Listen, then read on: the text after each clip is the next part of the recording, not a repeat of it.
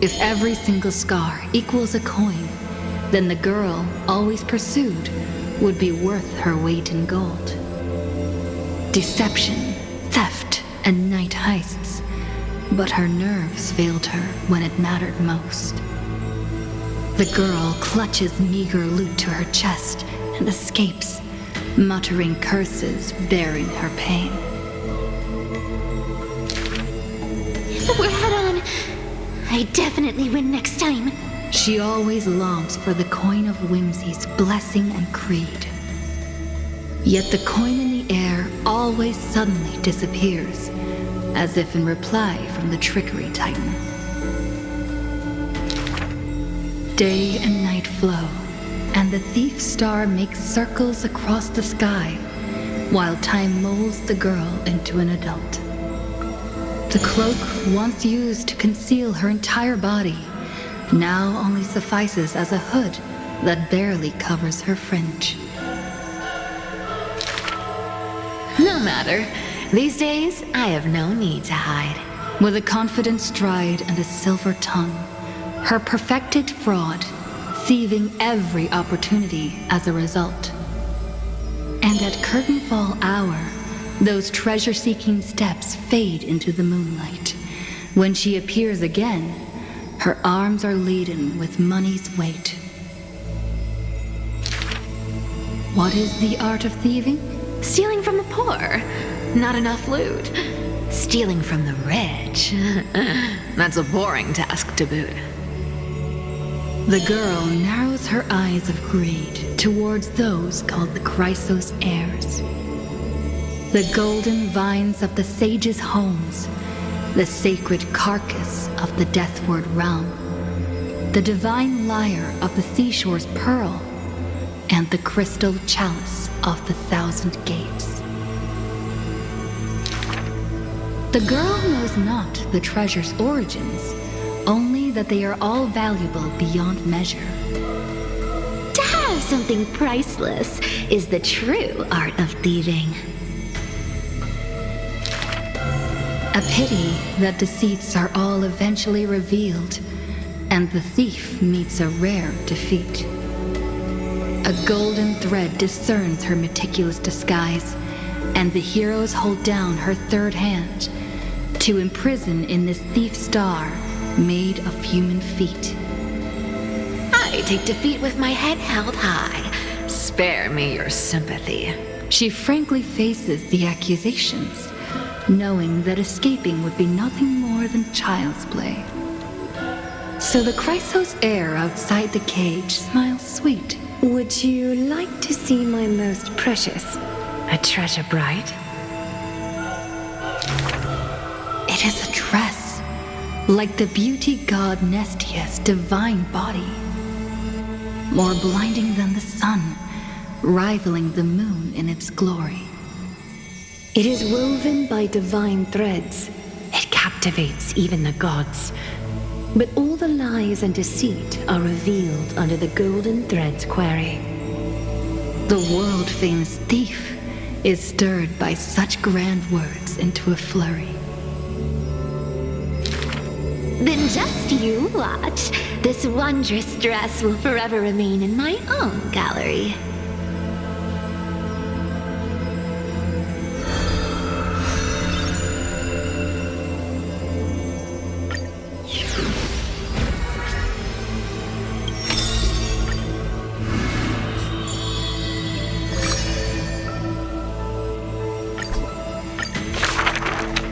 The two girls frolicked in the wheat fields, fleet as doe deer, making ripples in the shallow puddles and pools clear.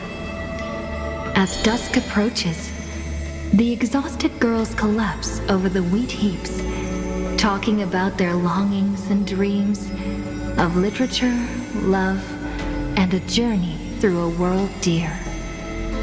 Oh, Sky, slow your closing gaze. How I want to keep this moment in my hands forevermore.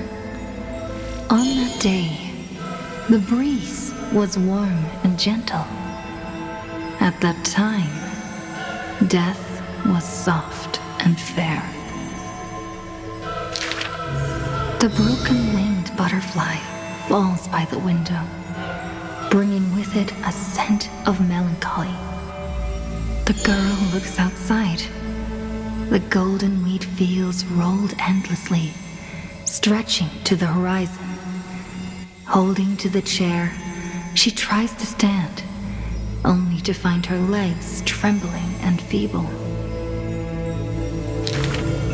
Don't worry, Alexia.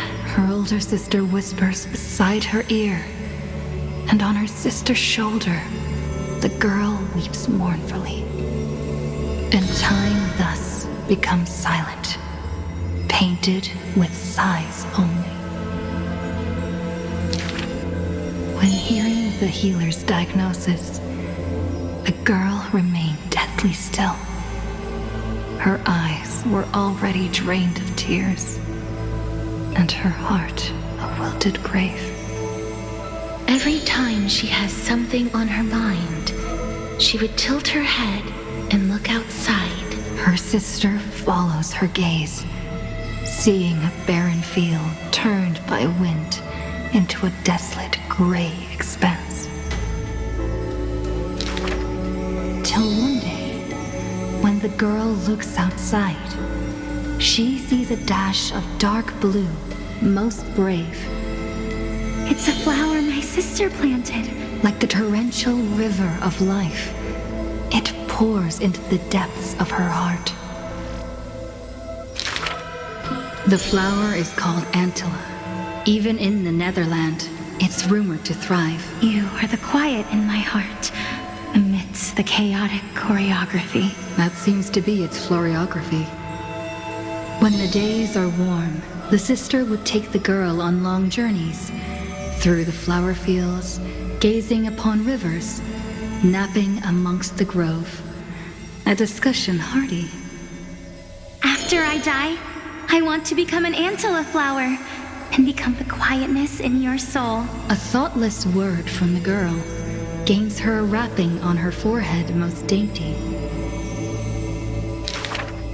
Do not speak of dusk when you have yet to see the dawn. Dew drops from the petals as wind pulls on the leaves, and the two of them sit in quietude. The girl asks for the means to tend the garden, and while her sister sounds concerned, her heart is relieved. But the concern is well-founded. The girl tripped and fell into a mire. She gazed directly into the eyes of death, in that dark pool bottom unperceived. I've been the weight upon my sister's wings. Let this be where it all comes to rest. The girl gives up her struggles, only to see a figure pierce through the water's surface. I won't allow you to walk through the dusk alone, or enter the night of no reprieve. Her sister sobs without end, and the girl has to gently hug her and softly relieve. And then, this distant memory turns bleary, difficult to retrieve.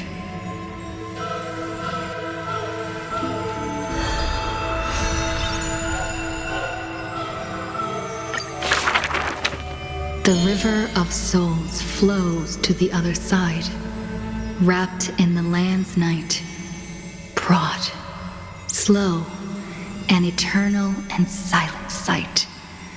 It belongs to all in this world that has life, all of which flows downstream, converging as one. The master of the nether realm, Thanatos, enshrouds themselves and the souls within the moon cocoon. The dragon, born from the cocoon, carries the girl, soaring upstream the river of souls, defying its eternal flow. Their connection flows tighter than blood, and the key that opens the netherworld's gates is the sisters' selfish plight. Back then, the boreal winds cut through to the bone. Back then, death was a bitter and stabbing fright. In the Netherrealm, without an earth or sky, a flower named Antilla blooms, its beauty witnessed by but one soul. You are the quiet in my heart, amidst the chaotic choreography. The younger sister scores through the blooming Antilla fields, never finding that promised dark blue sprig. She silently made up her mind. Death, leave all your dark nights to me, and save the dawns for her. The younger sister gazes at the moon cocoon high above and plans a trip to the mortal realm, a distant flurry.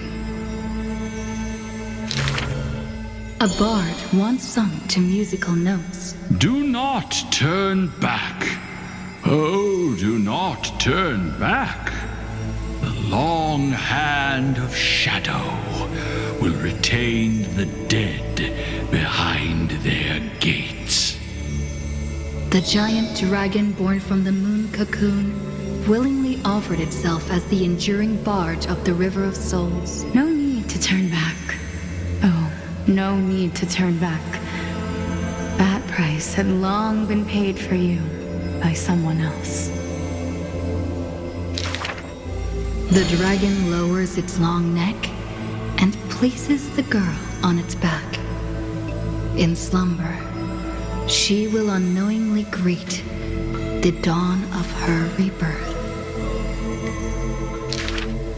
The dragon flaps its wings in the chilly gloom of the floating dead upstream, ferrying from purity into grime, going from silence into roaring boom.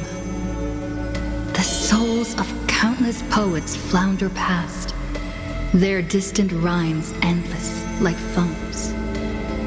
Do not turn back, for to look toward the land of mortals is in itself turning back. In this pale dawn, the sun's first rays light the night ablaze. So the dragon crosses the sea of souls onto the shores of life and strands itself in the gleam. We know not where these stories arise. They are scattered across the shallows with the waves. The confession the girl made before her departure still echoes in the tide's heaves. If there is anything for me to leave behind, may it find a soul to remember. This is the ode of my life, and I've already penned my last stroke.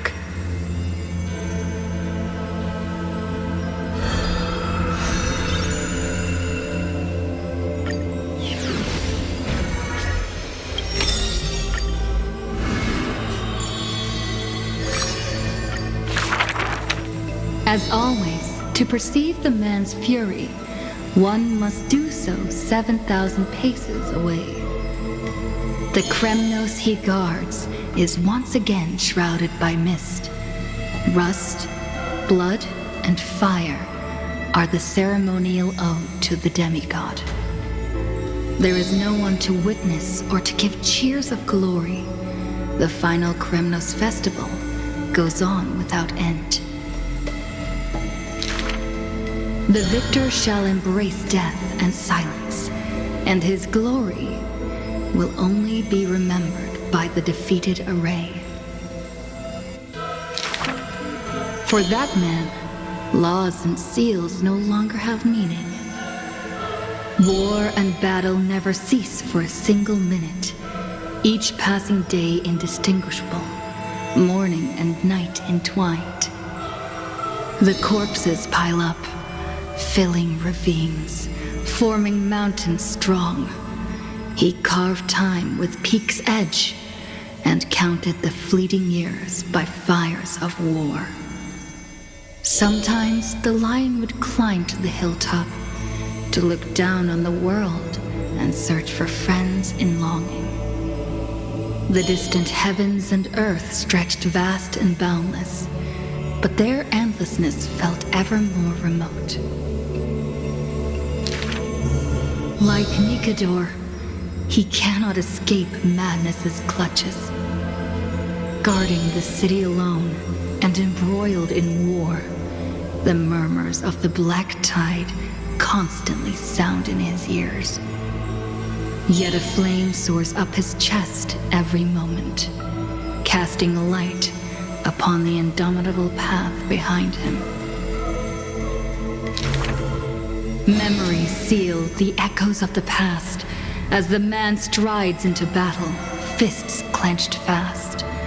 He is the wound this world must bear, the new king before whom old gods despair.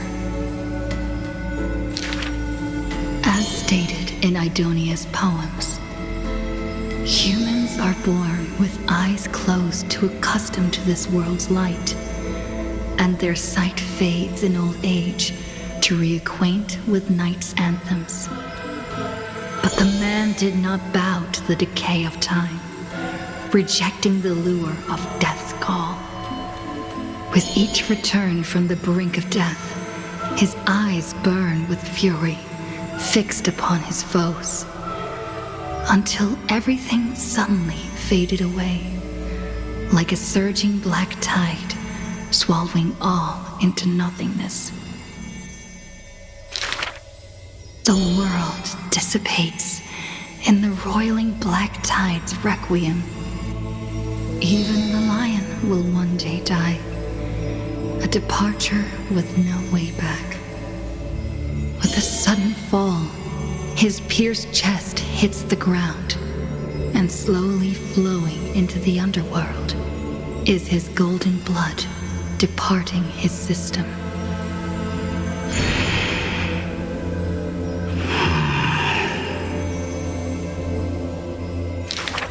But that gaze, fierce as flame, never dimmed, not even in death. Looking beyond those flame-seeking figures, reaching far toward the endless horizon. In the morrow's sky, the stars will chant. The lone king of Kremnos is called Mighty. His journey was one of ceaseless, eternal warfare. And behind him, he left a world ablaze with glory.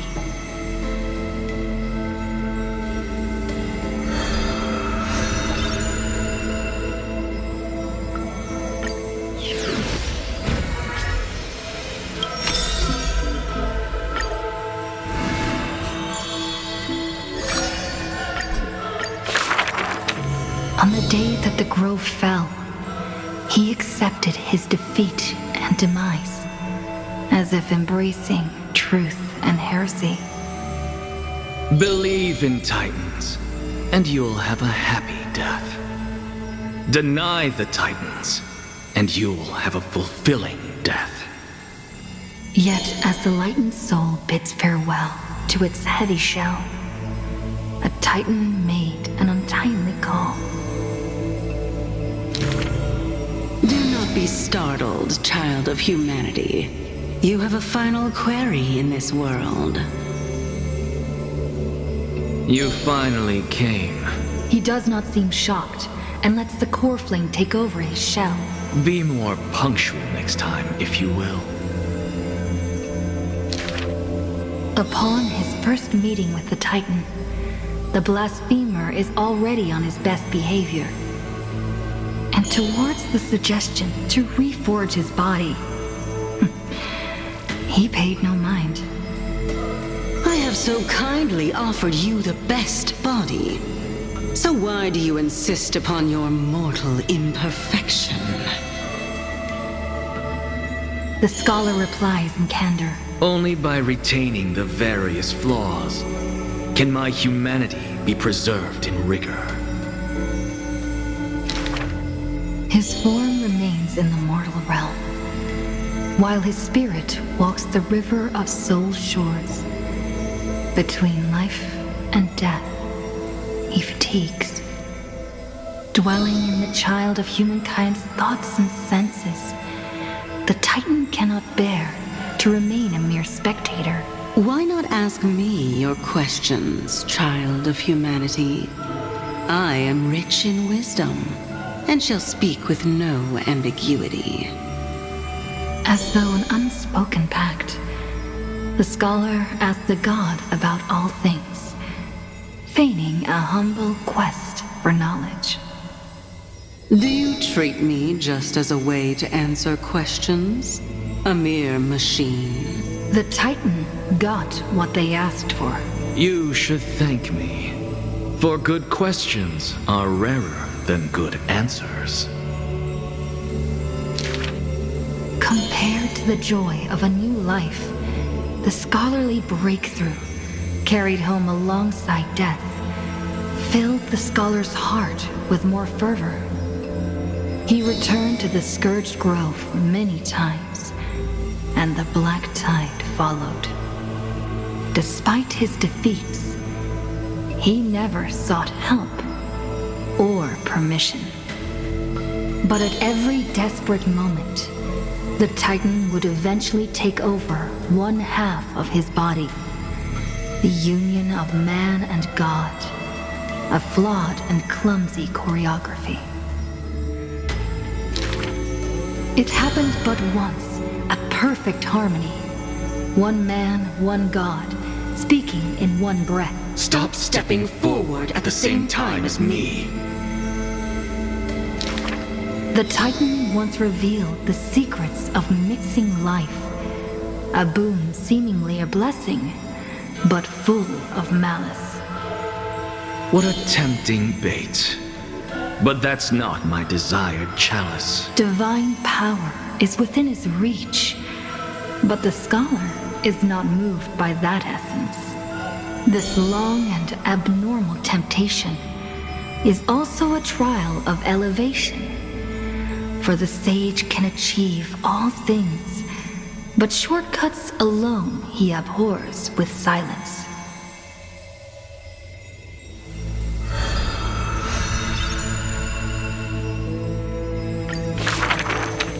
Teacher, in this tumultuous world, have you thought about your will? It was just a joke, but the scholar still at the grove answered with extreme caution. He has much to say about his posthumous affairs, exhausting all, fearing the smallest omission. Teacher, could it be that you fear death? The assistant asks in concern. It was a question needed, yet he gave no direct reply. Philosophy is the inquiry into death, and I have always considered myself a philosopher. The assistant recounts all the scholar's final wishes, each mighty as a mountain, asking what seemed impossible. The tombstone must be made of my treasured rare stones, carved with Dromus patterns. But that stone is a miracle of alchemy. Tough beyond measure, no chisel could have shaken. That's also his plan. The assistant softly reveals the hidden plot. He hopes that instead of shedding tears over his death, we will find it in us to smile, even in a moment of sorrow. It's rumored that in the depths of the grove, the scholar left a teaching ingenium, imitating himself to the utmost detail. Go back. The living have not exhausted their thoughts. Go back. The dead have no desire to teach their works. The ingenium's words are cold and detached, like the deceased man himself. But if you have no one to talk to, fine. You can sit and converse. Now, the grove is no longer bustling, and the scholar has returned to dust. Thus, few in this world now know how he was also troubled by solitude in life. Someone once suggested, Perhaps your ambition should also find its place among your final wishes. Pointless notion. he dismissed in derision. Unveiling the countenance of the gods is a task for the living. Perhaps that is his haughty position. Such a melancholy topic. Yet he insists on feigning a twist, avoiding it altogether. Perhaps these chapters should not be retained. Most are from the scholar's handwritten drafts, shown without his permission. Yet there seems to be a voice there in remonstration. It's just the past. What harm is there in revelation? Even in passing, his hubris still resounds in reverberation. The smaller a thing is, the more it shows its weight. The more foolish my name is, the more glory my achievements will be in comparison.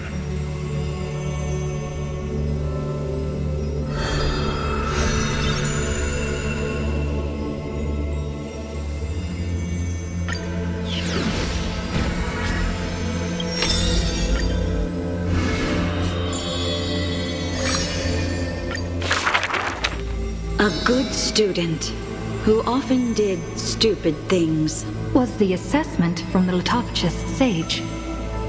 An excellent healer who fails at all scholarly means. Was the assessment from the noticed sage.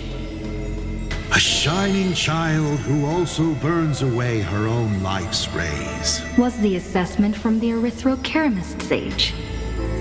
A fool who was always wreathed in smiles, while drowning in a weighty and pitiful dream. Was the assessment from the Neusporus sage. The girl had visited all the schools during her time studying at the Grove. She refused to become a scholar, despite her exemplary grades. Instead of increasing this world's knowledge, I prefer to reduce its pain.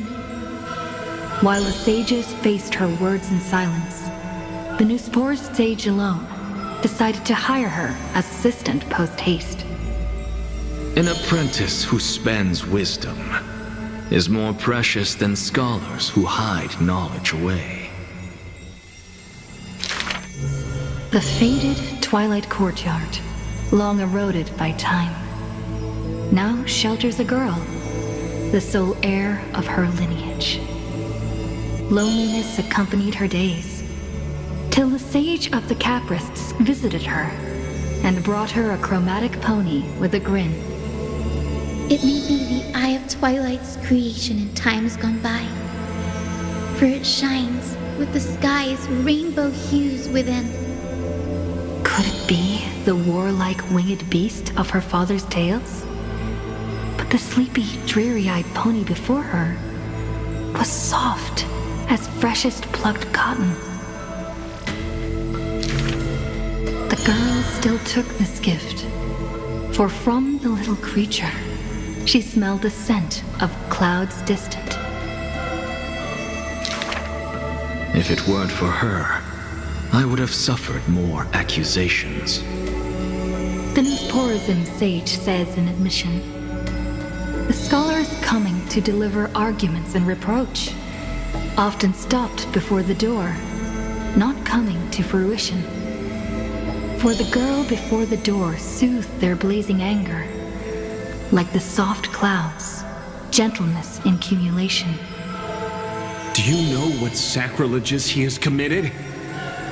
The girl muddles her answers, yet her heart knows in full admission.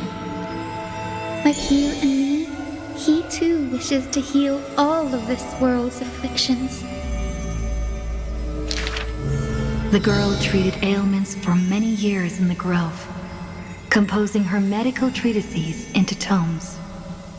When scholars seek medical help, she realizes with a startle that kindness too can grow into its own bloom. By that time, the twilight already lost their eyes, and the world drowns in evernight, while the girl and the healer again traverse the world in gloom.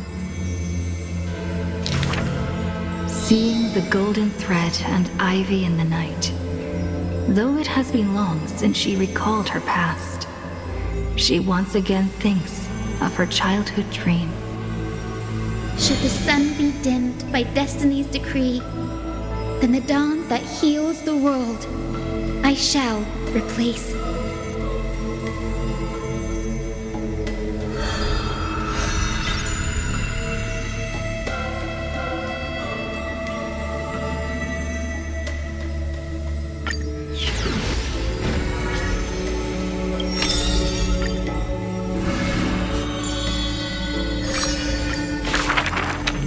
The solemn council is still filled with clamor. Future's destiny still whirls in discussions of candor. To discard the city and save oneself, or to chase the flames that waver. None know the choice that would lead them to a place better. I fear. How can mere mortals defy the gods? I worry. How can mortal bodies reforge the world anew? I suspect that the prophecy is simply a rumor. In the distant past, the Holy Maiden brought the first prophecy to all city-states. Hearken to the sounds that the doors whisper. In the name of God's proper, hope she will give to humanity. Though she falls into confusion, she will bring guidance to this world in vigor. Overthrow the gods, it declared. Of the previous journey, she will always remain aware. The Queen of Laws lifted the flag to chase the flames' flare. The tripartite prophecy guided all the world's heroes, all who dared. And building a new world was their oath of yesteryear. The earth roared for them. The tides surged for them. The scales of destiny shivered violently. Then slowly calmed. The core flames of the Titans rested here, while the blood of companions congealed over there. The child led one hero after another to their end. But no end awaits her. No rest to prepare. Teacher, do not hesitate. The weaver of gold brushes aside the child's tears. The world still walks on the path you indicate. The prophecy still stands, even if the actors now different faces wear. Restore the core flames, it declared. The solemn council is still filled with clamor. Future's destiny still whirls in discussions of candor. To stop right there and seek peace, or to continue a work still unfinished. None know the choice that would lead them to a place better. Stop! We only wish to live life as it is, no more. Cease! Our achievements already stand tall. Rest up! We only wish to live in peace and prosperity. The discussions today are the same as those in times past. Retreating now will forever deny us the future. The child has already conquered her confusion and fear. No longer before the mists of fate will she cower. Hearken to the sounds that the doors whisper. She travels through myriad passages, burning with determination to once again bring light to humans through her endeavor. The children fly into the streets, wishing to encourage the residents' faith. Please, be not afraid. We will definitely bring you to a new home. Lady Treeby, Lady Trinin, please don't cry. Do not worry. We trust you always. The matron wipes away the tears on the children's faces. The praying ones piously bless them in faith. The lost ones take the children's hands, just as the prophecy guides their path. Bear the divine authority, it declared. Quiet Trinin has little to say. Lively Trianne loves to play, and well-behaved Treeby roams around all day. The people's encouragement rings sincere. The Chrysos heir's companionship lasts through the years, and Mother's embrace warms up every dream. Thus the child understands. Thus the child accepts, though countless farewells on her shoulders weigh, though destiny's blood dries like clay.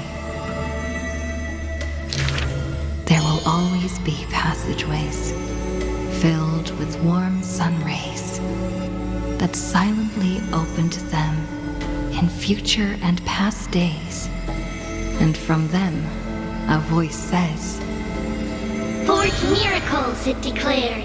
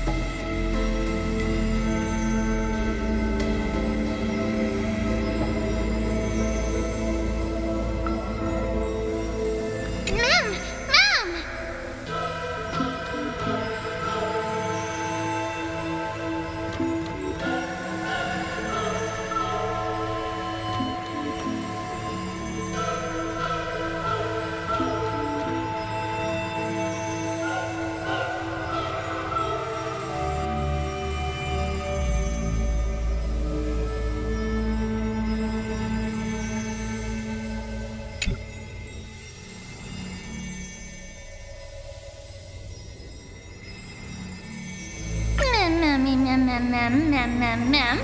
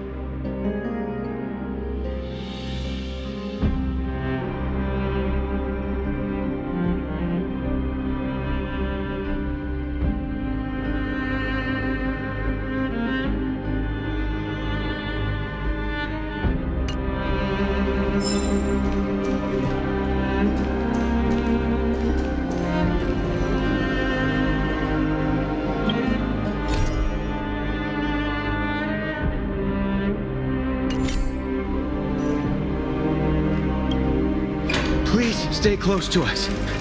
We need to rendezvous with Lord Donghung.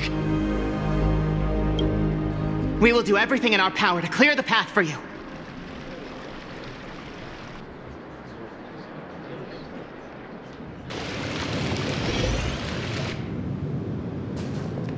There he is! Lord Donghung! Quick, we must assist him!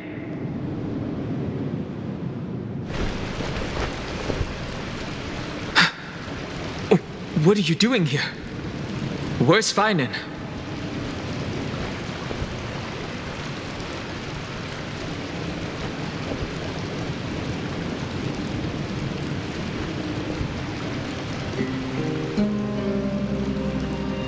We are under Lord Feinen's orders to escort both of you to safety, no matter the cost. Leave this to me and the Holy City Guards. Zeph, take them and go. Wait, Namazani. That black-clad swordmaster. Something seems off. At some point earlier, they suddenly froze in place, not moving at all. Like some kind of omen.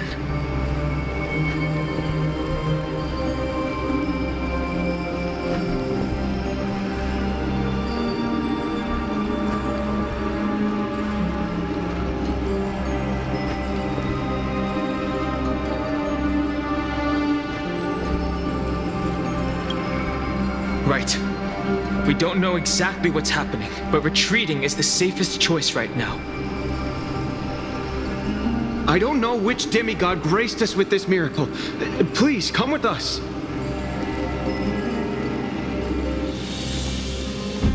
Feinen, is he going to be all right?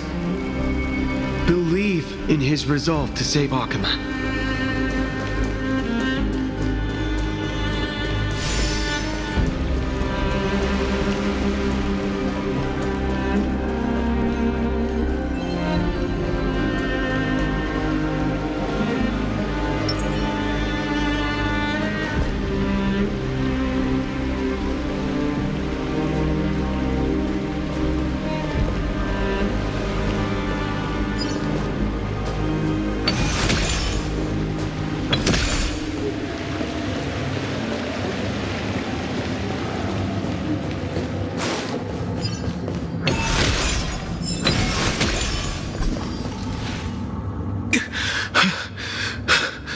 The Flame Reaver isn't pursuing us. Could this really be some kind of divine intervention? We can't stay here for long. Lady Trinan's sentry gate is just outside the city. Let's keep moving.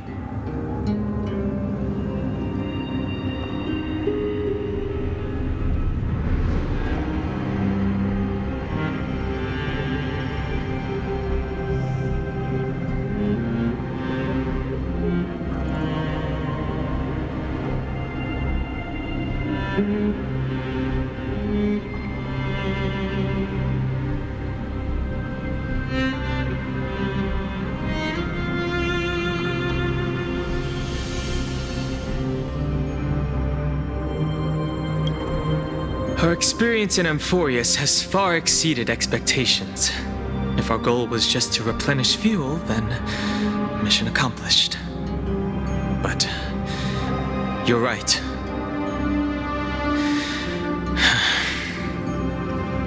For now, let's get back in contact with the Express and plan our next move. That's the safest course of action. We need more information. On that note, I have a proposal. Who's there?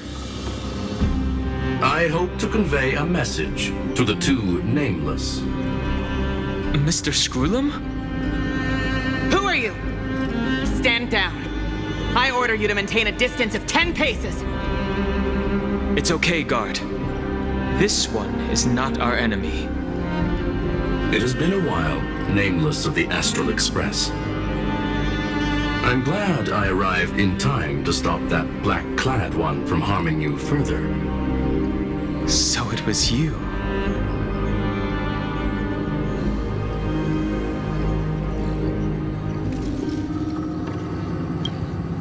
Indeed. Madame Herta invited me to meet with you, Nameless. Rest assured.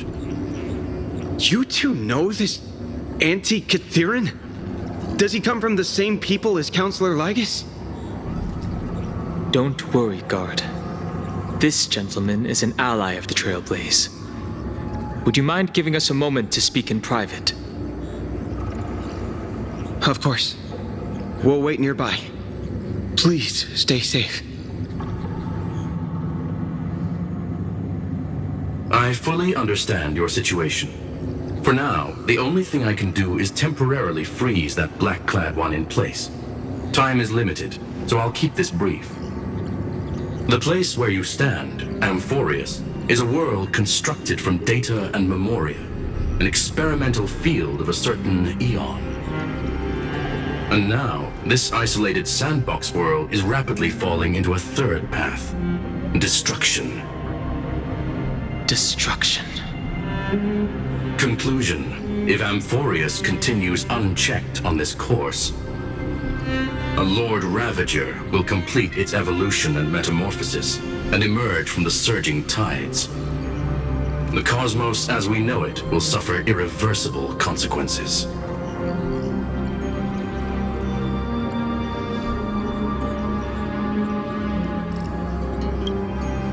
The disaster that this Lord Ravager intends to trigger may be far more severe than the Law Fu's Stellaron crisis, because its goal is the Eon of Erudition. Putting aside the complex details of the inferences involved, I have a request to make. For one of you Nameless to stay behind on Amphoreus, acting as an informant, in order to prevent the wrath of destruction from ravaging the cosmos. This world is enveloped in a firewall that defies explanation, and the flow of time here is also different from reality. Madame Herta and I can only tear open a gap and project images inside. However, the accidental crash landing of the express car notwithstanding, both of you were able to successfully land here. There must be some principle behind this we have yet to fully grasp. It will take time to uncover the reason. Before then, if one of the Nameless is willing to stay and witness the fate of this world, or to push it along when necessary, it would be of great assistance.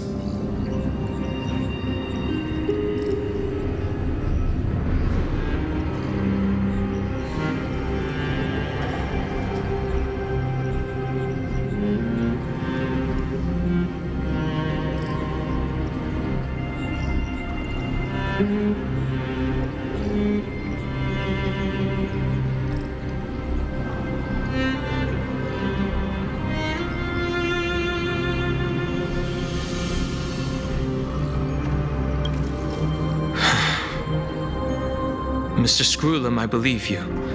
So I only have one thing I'd like to confirm with you. As Amphoreus is already facing its end, how can we guarantee the safety of the person who stays behind?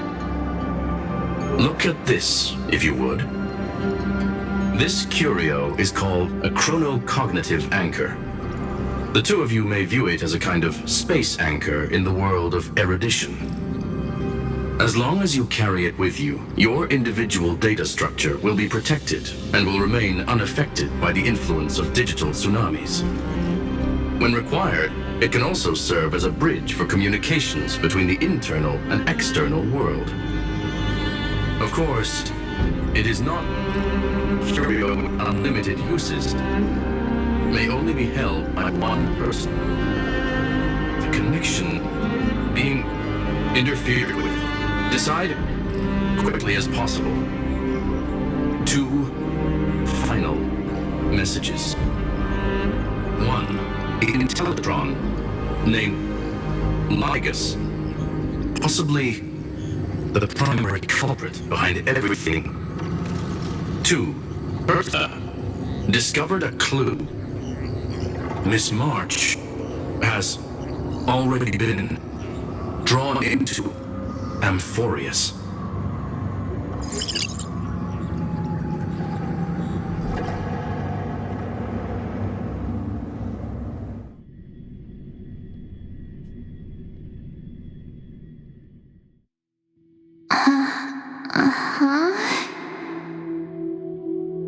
Oh, cold. It's freezing. Hold on. Am I dreaming? This is way too strange. Everything's spinning, and I can see webbaboos flying around. But I was literally just talking to Himeko. How did I... When did I... That's it! She warned me about this place right before Klipoth glimpsed her. Oh no. Have I accidentally walked onto some weird path? Have I done something crazy without remembering? Unless forcing Pom-Pom into new outfits and borrowing Mr. Yang's shoulder massager counts. Hold up. No way! Stepping onto the path of elation can't be this simple, right? Child of remembrance, step forth into the depths of the path space. Who's there? Hey, cut it out. If you're there, just come out and talk, okay? You're freaking me out. I can't even think straight. Hold on. Is that a gate? Cast aside your fears. Step forward through the gate of memory. The voice. Is it showing me the way out?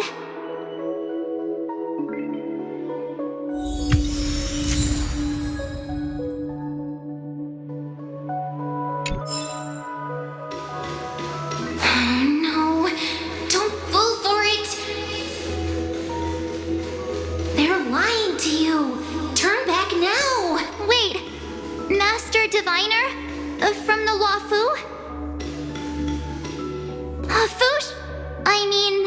Master Diviner, what brings you here? And you, Miss Messenger, do I know you from somewhere? Good to see you again, March. A pleasure to see you, Miss March. That's it! Master Diviner used the Matrix of Prescience to help me search for my memories. And you, Miss Messenger, we met in that memory space. You said to me, "The value of your life does not lie in what happened in the past, but in the present and the future." Your memory serves you well. March, I conducted some experiments with the 6-phase ice you left us. Thanks to the Garden of Recollection, the Matrix of Prescience has made a breakthrough in extrapolating the past. Now, we might be able to bypass the obstacles and look directly into your history. The Master Diviner is right. Continue down this path, and you'll be able to find your lost memories at the end. Since we last met, you've grown much alongside the Trailblaze. You should be strong enough now to bear the weight of your past. Well, there goes my Ice Princess fairy tale. I need to know, Master Diviner, Miss Messenger, this isn't just another dream, is it? If this is real, why reach out to me at this exact moment? The situation is dire. Your lost memories, they're crucial to the Garden of Recollection. She's right. The Garden of Recollection's existence hangs on your memories. The Garden of Recollection. You may not want to sacrifice anything to preserve the garden for now, but in time, you'll understand. Your destiny and the path of remembrance are extremely closely intertwined. Now go. So I just walk through that gate? This way, March. Your past awaits beyond the gate of memory. Stop! They're just mimicking people from your memories! Don't let those bad people deceive you! The gate. Now it's you two?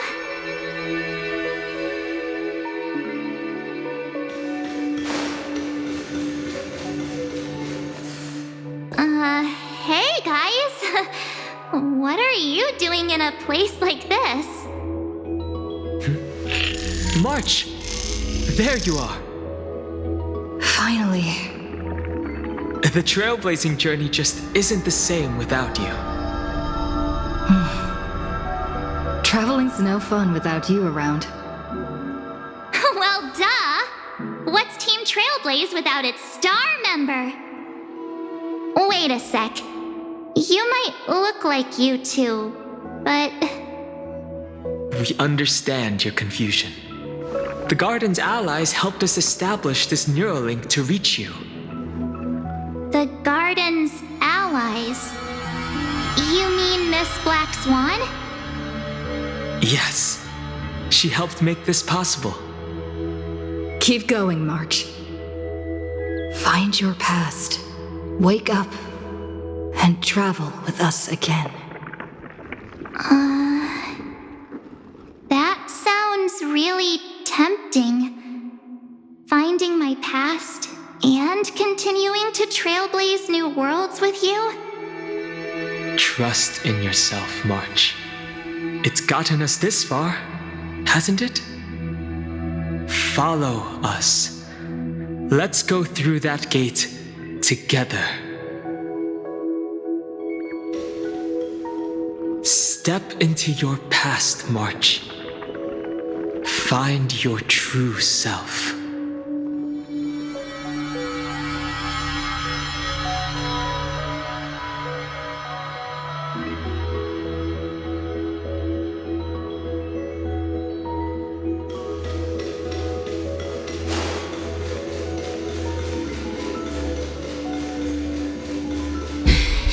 Wait up! Slow down! Those words sound so sweet. But keep your eyes open. Don't let them fool you.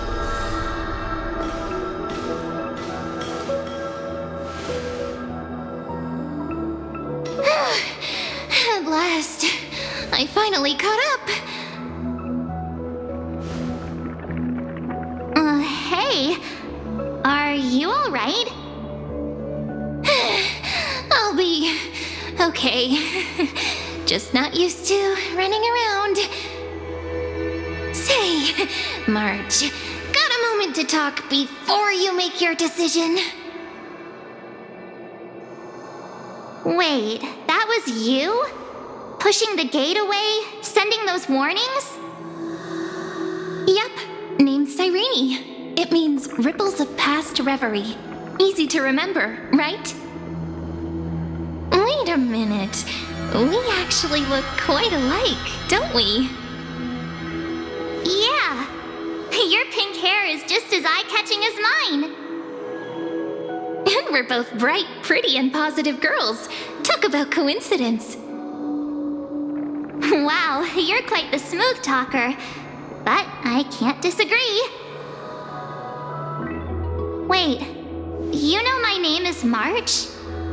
Have we met? No, but I've witnessed your story through those memories just now. It's incredible, really. We might have more in common than you think. I know exactly what you're going through, which is why I don't want to see you exploited or hurt. You know what I'm going through? I know, because I've been exactly where you are. This empty space has been my home for ages. I barely remember what time feels like anymore. But there's something I'll never forget. Trust me, that gate won't give you what you want.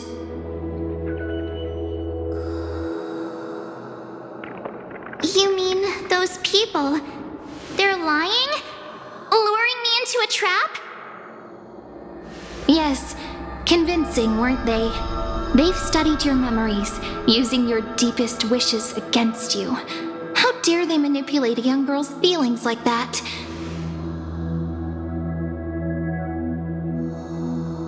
If you go through that door, the worst case scenario is you'll become their pawn, losing control over your own fate forever. You've seen what's on the other side? I may be stuck here with missing memories like you, but I still recall fragments of my homeland where I grew up. That door leads to Amphoreus. Trust me, it's anything but welcoming. For ages, I've watched people walk through that door. They couldn't see or hear my calls. The voices beyond always promised safety, but I've never seen anyone return safely. So I had to try and stop you. To be honest, I'm not sure what to believe. But the fact that you're here, putting in all this effort to warn me, that means something. Tell me, Cyrene, how can I return to my world? It's really easy, actually. Just turn around and walk away from this place. The girl cannot be trusted. Through the door, save the garden. Both of you, children of remembrance. They never give up, do they? But don't let them sway you. Stick to your path. The return journey could take ages, longer than most lives. But that path will lead you home.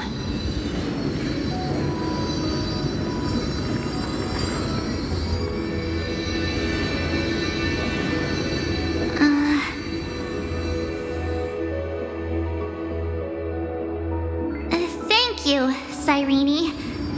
I know what I need to do. I'm going through that gate. Into Amphoreus. Wait, what? Don't worry. I believe you. It's just that, for me, the only place I can call home is right beside my friends. Two of my closest friends are already on their way to Amphoreus. They may seem capable, but only I know. They're absolute disasters waiting to happen. They won't last 5 minutes in a new world without me.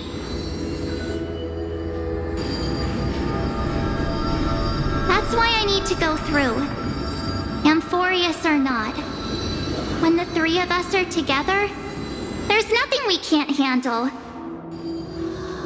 We'll explore, understand, establish, and connect.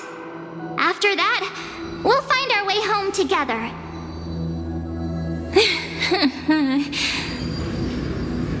I see. You've got people who mean the world to you, too. That is so heartwarming. March, if that's what you've decided, you have my full support. Birds of a feather we are, looking all sweet and innocent, but with hearts of fire. Oh, stop. You're making me blush. Well then, I guess this is it.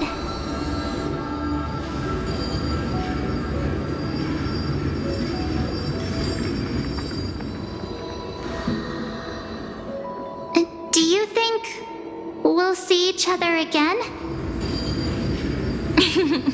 Who knows? But don't worry about me.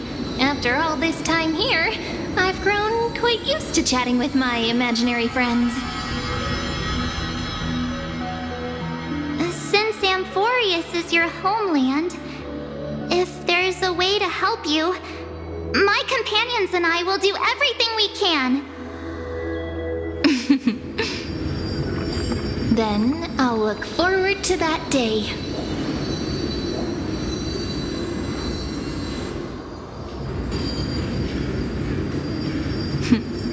Your story awaits, March. Make it an epic one.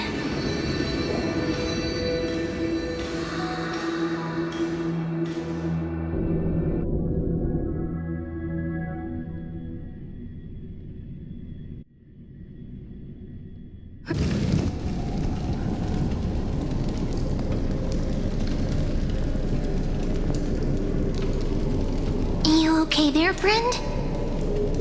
Something seems to be bothering you.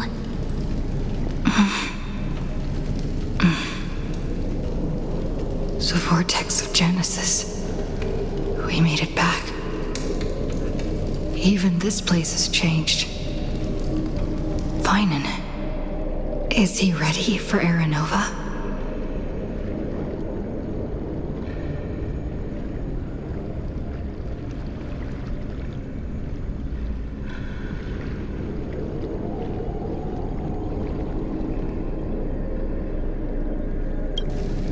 Yeah, we've come such a long way. If what that machine gentleman said is true, if Amphoreus is destined for destruction, then I'll stay by your side until the very end. Like how you and Dun Hung treasured the Express. Amphoreus means everything to me.